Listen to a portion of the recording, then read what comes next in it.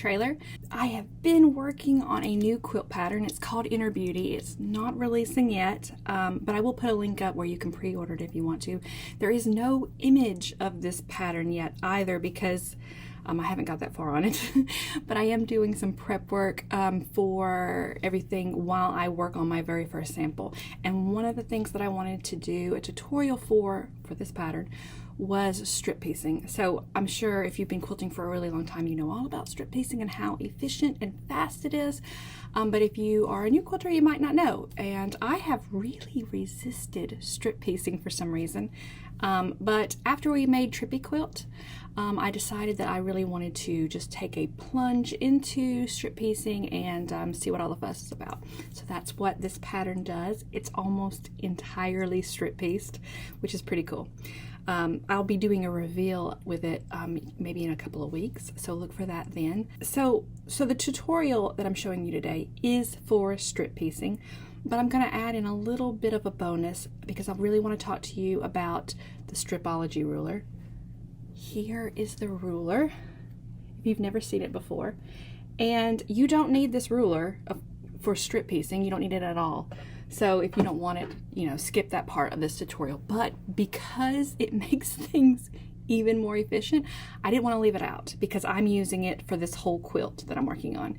So I'm going to show you how to strip piece, and I'm going to show you how to use the ruler.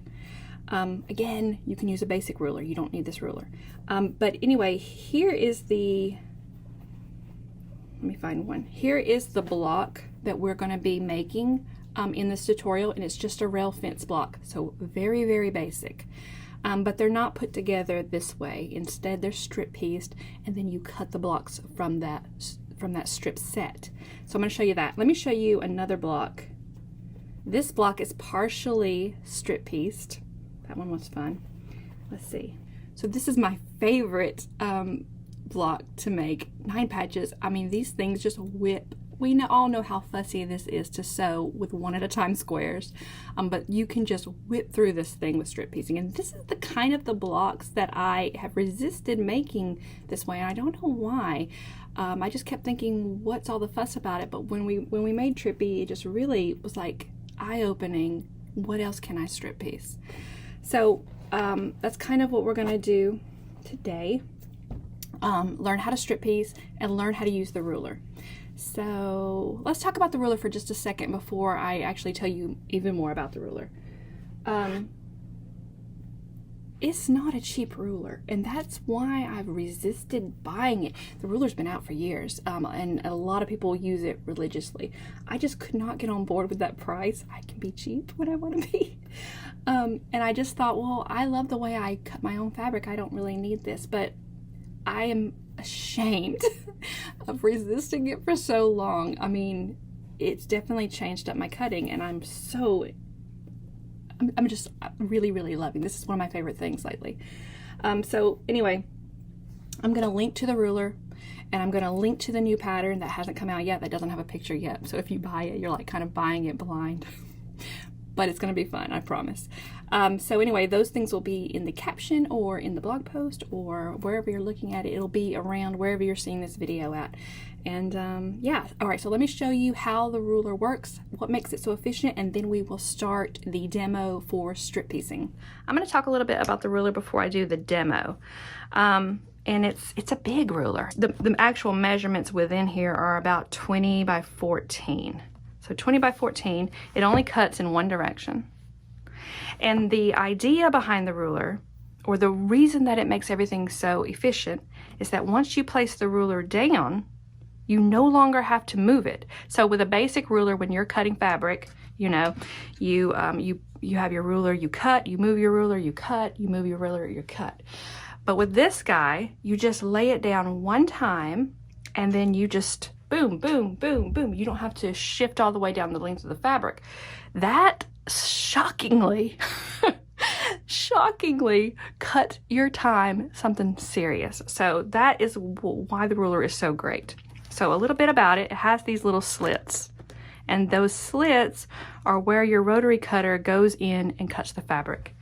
It has these little teardrop shapes. Let me see if you can see them. has these little teardrop shapes at the bottom. It's the only place that your rotary cutter can get in is on one of those teardrops. So it was a little bit of a learning curve to make sure that I always placed the ruler where the teardrop shape was below your fabric so that you could get your rotary cutter in and then cut. So I kept placing the ruler, and then the teardrop shape would be in the wrong place and I'd have to adjust. So that was a little bit of something that you need to think about as you place the ruler. Placing the ruler, it's about the same as placing a basic ruler on your fabric. You have to make sure that you line up the lines on your ruler with the lines on your mat. So once you get those lined up, you no longer move the ruler. Another thing was about the rotary cutters. So this is my favorite rotary cutter. I'm a Havells brand ambassador, so I only use their rotary cutters. This rotary cutter, which is a safety feature on it, is that you have to press it down to get the blade to pop out, which is really good for me because I have had multiple rotary cutter accidents. So this one has been really, really great. You have to press it down and get the blade to pop out. But the problem is it doesn't work with this ruler at all. So I had to go and get another rotary cutter, one that has the blade that just pops out and stays out. I don't like these rotary cutters because I'm constantly nicking my hand because I forget to close the blade. Of course, it's my fault. But anyway, this is the only kind of rotary cutter that can get into this ruler. So you have to take the rotary cutter, slip it into the teardrop shape, and then, you know, cut the length of your fabric. So that was a little bit of a change for me too, which is fine. It's not a big deal. And you may have one that uses this, but I'm just not in the habit of using it. So that was a little bit of a difference. Another thing is that when I started using it, you know, you're just trying things out and you got to figure out a way that you like the thing. But I kept losing my place when I placed it down and I was in the middle of cutting. So I placed the ruler down, I get it situated just where I want it, and then I start cutting 2.5 inch strips, right? Well, I kept losing my place, and unlike with a regular ruler where you can clearly see where you've cut the fabric at, because of all these lines, I couldn't see where I was cutting the fabric. So I came up with this workaround where I put my ruler, I cut, and then I came right back down and then shifted. Cut, come back down, shift, cut, come back down. So I was doing that number. But then after I did that several times, I realized that the ruler has all these little markings on it. So the stars are 1.5 inches. So if I was cutting 1.5 inch strips, I just go from one star to the next. I would just bump star, star, star. If I was cutting 2.5 inch strips, that's what these little square markings are for. I would go cut, cut. I just keep bouncing to the next square and I wouldn't have to keep up. It kind of keeps up for you where you're at. So of course, if you're cutting a different measurement, those are the only measurements that is marked, is 1 inch and the 1.5 and the 2.5. So if you're cutting 2 inch strips, you really do gotta keep up with where you're at. Another thing is I can't cut from yardage from it. Now I know a lot of people are cutting their yardage from it, and if that's you, you know, do you. But for me, and if you've taken any of my classes or watched any of my cutting tutorials, you know that I don't want to fold fabric to cut it, because that leaves you open to not being able to get precision or perfect cuts. When you fold fabric and cut it, there's always just this slight curve to it, and I don't like that. So I don't ever fold fabric to cut it.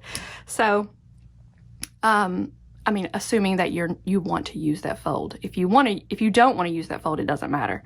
If you do want to use that fold, it really does matter. You can't cut from yardage. So if I was going to cut, you know, 3 6.5 inch strips, I can't use this ruler to cut those 6.5 inch strips because they don't fit on here. I'd have to fold it to make it work. So for that reason, I don't use this ruler to cut from yardage.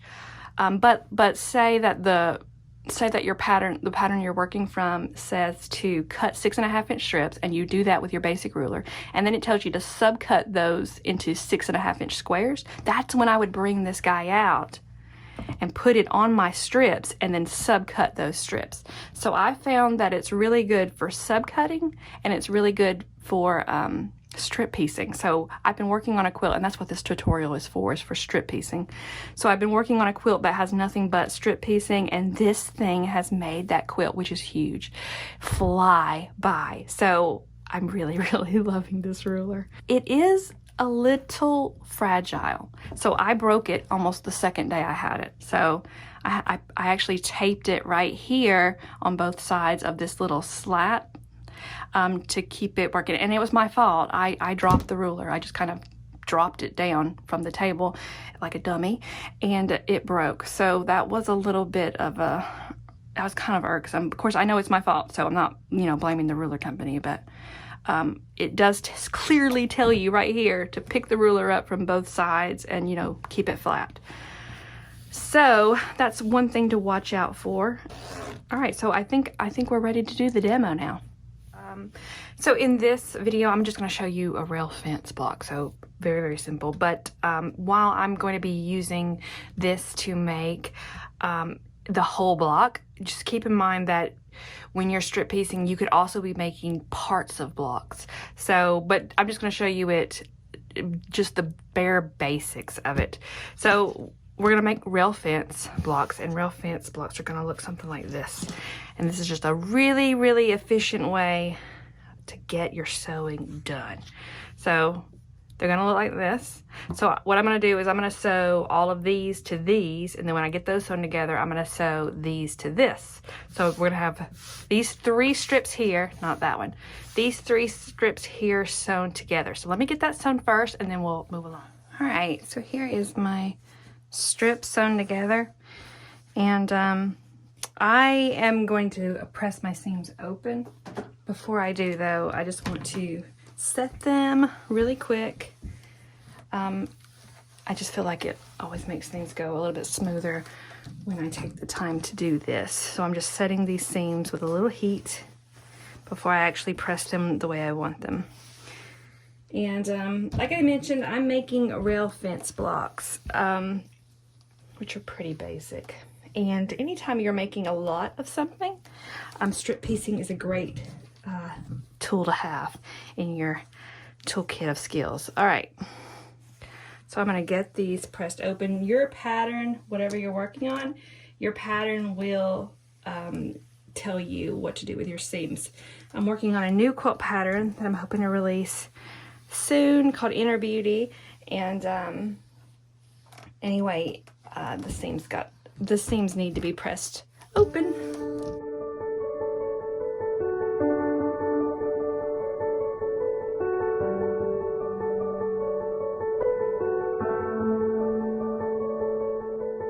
Alright, and then I'm just going to spray a little starch just to get everything nice and crisp. If you've been following a while, you know I love my starch. Alright, and then I'm going to press it until everything is really, really flat and really, really crisp. Alright, so I'm making a bunch of rail fence blocks. So I've got multiple strip sets, and I'm gonna let you see me cut 2 at a time, I think. I'll put these other 3 to the side. All right, so I'm going to fold these like this. And if you'll notice, I've still got the selvage on here, so that's gonna have to be cut away. And I'm just gonna try to line it up with this selvage in the back end, or kind of sort of line it up, not really line it up. And get everything the way it should look, and then I'm gonna just kind of put the selvage one of the other sides of one of these vertical lines so that I can cut that selvage away. Do the same thing for this one, so I can cut 2 at a time. So gonna look something like this. All right, so here's the part where you can make some decisions. I can use my basic ruler. I'm cutting 6.5 inch blocks, by the way.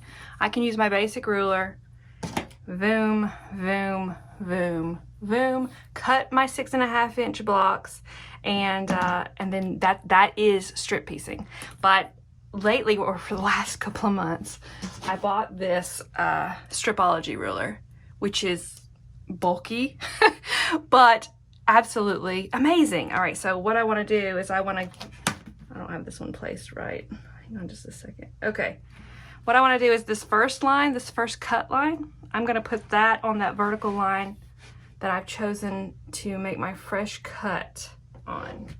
So I'm gonna get the lines of my ruler lined up with the lines on my mat, just like I do with my basic ruler. Take just a second to get it. All right, and now we're going to cut 6.5 inch blocks. Uh-oh, I don't have this quite right, hold on. All right, so I'm gonna cut my selvage away first, and how you work this ruler is you just take your rotary cutter.